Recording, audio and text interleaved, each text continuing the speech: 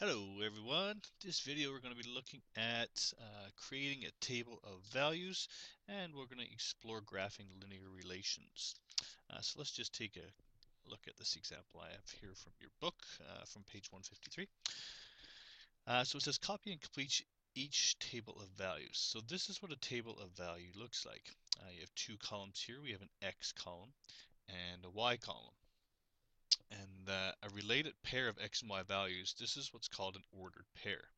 When you hear ordered pair, you immediately, or at least I immediately think graph. Okay, so we're going to tie this into graphing shortly. So for now, let's just focus on the table of values. So we're given an equation here, y equals x minus 7. And we have a select chosen values here of x, starting at -3 and going up by 1 until we get to +3. And this is very typical of choosing x numbers. Um, Basically, we want to see what's going on, what this equation looks like in a graph. So we choose a few negative numbers and a few positive numbers. And it's easy to work with small numbers, so that's why we choose these really low numbers. It's easier to multiply, divide, add, subtract with. Okay, so all we have to do here is for each value of x, we're going to plug it into the equation, and we will get a value, an output of y. Okay? So when x equals -3 on a Cartesian plane, y is going to equal -10. Okay? Because a -3 subtract 7 gives us -10. And then we plug in 2 for x. Okay? And we do this all the way down. So when I plug in -2, I get a -9. Okay? When I plug in a -1 for x, it's -1 subtract 7, which gives me -8. When I plug in 0, 0 minus 7 is -7. I'll go ahead and fill the rest of these in. And there we have it, -6, 5, and then -4. So when we explore this relationship now, we see that as x is increasing by 1, going up every time, y is also increasing by 1.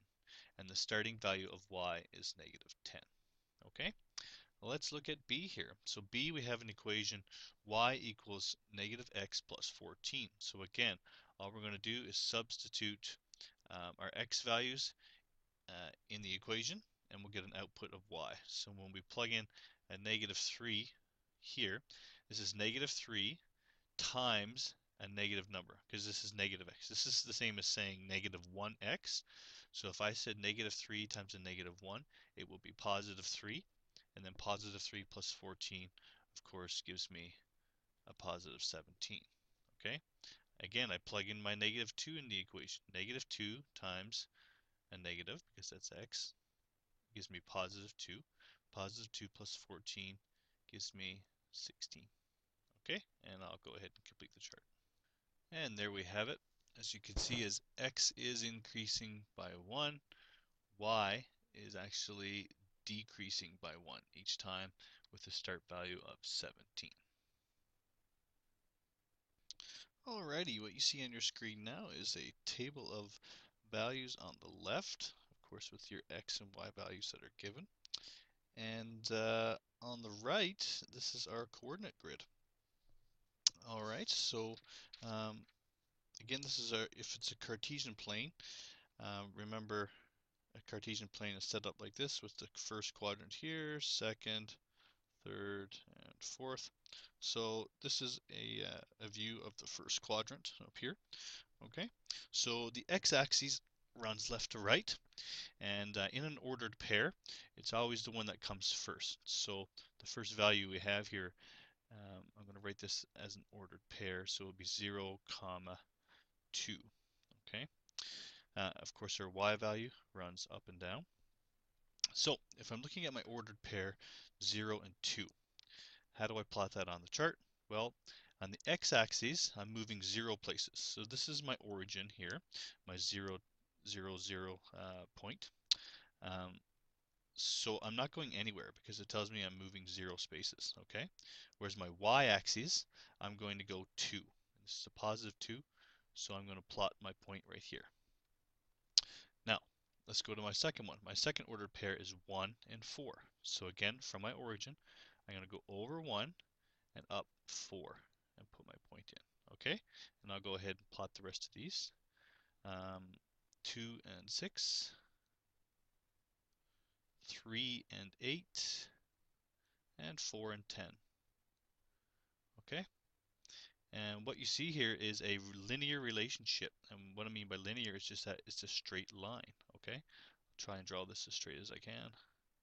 Not too bad. Okay, so as you can see here, as x increases by 1, y increases by 2 with a starting value of 2.